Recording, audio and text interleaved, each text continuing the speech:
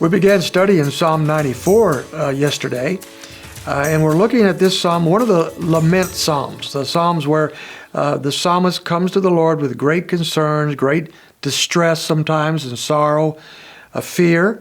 There's about a third of the psalms. We got 150 psalms, so at least 50 of these psalms have elements of these kinds of prayers and laments found within them.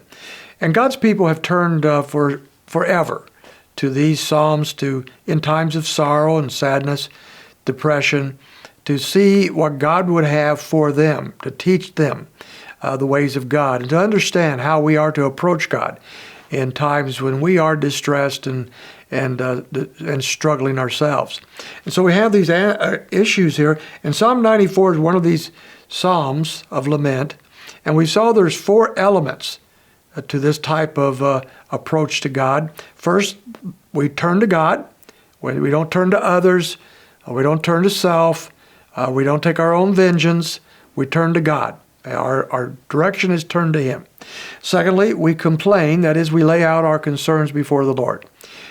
Complaint, when done properly, honestly, humbly, is proper according to the Psalms. It's not wrong to tell the Lord what bothers us. He already knows what bothers us, so there's no sense trying to hide something like that from the Lord.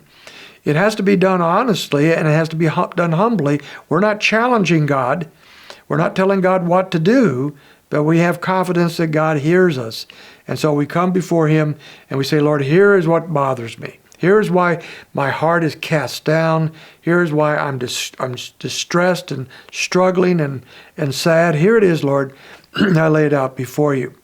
And then we move to the third element, which was ask. So, Lord, here's what I would ask you to do. We know that God is omniscient, and He does what God wants to do. We can't make Him do anything, but we can lay out before Him what we would ask Him to do. And He does that in verses 12 and 13, where He is wanting the Lord to teach him and to train and to ultimately bring the sins of the wicked upon their own heads. They'll fall in the pit that they've dug. But there's one more element to the lament-type psalms that lays a pattern for us, and that is to trust. We can turn to God and give our petitions to God and ask God, but ultimately, if we're going to move forward, we have to trust Him.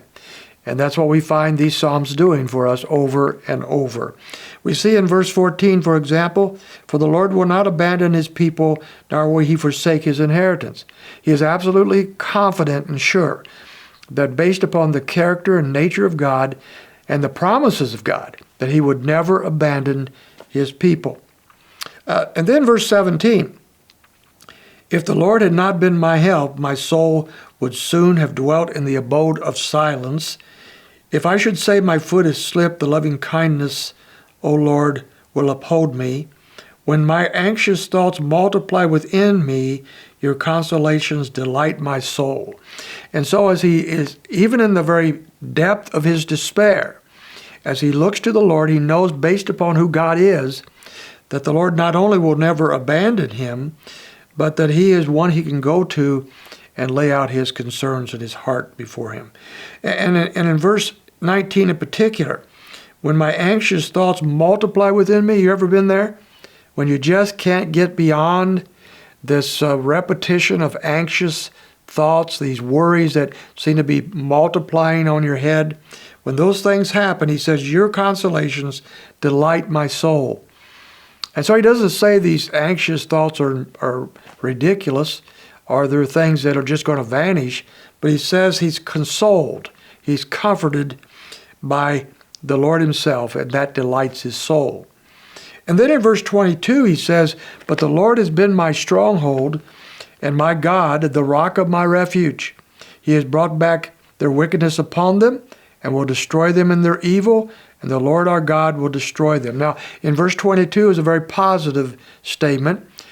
He is trusting the Lord because he knows that the Lord is something. What is He? He is the stronghold, and He is his rock. The stronghold would be like a fort, a place of refuge, so that the evilness around him, the things that are anxious, that are concerning him, cannot get in.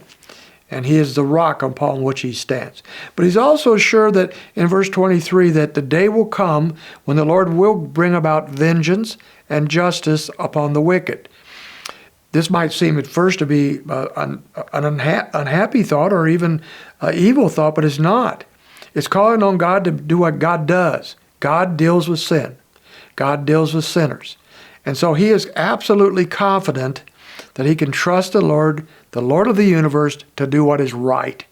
And because of that, he can rest in the Lord, and he doesn't have to take his own vengeance or step up and do his own thing. He turns to the Lord, and he allows the Lord to do what the Lord promises he will do. He trusts the Lord, is a better word, to do what God says that God will do.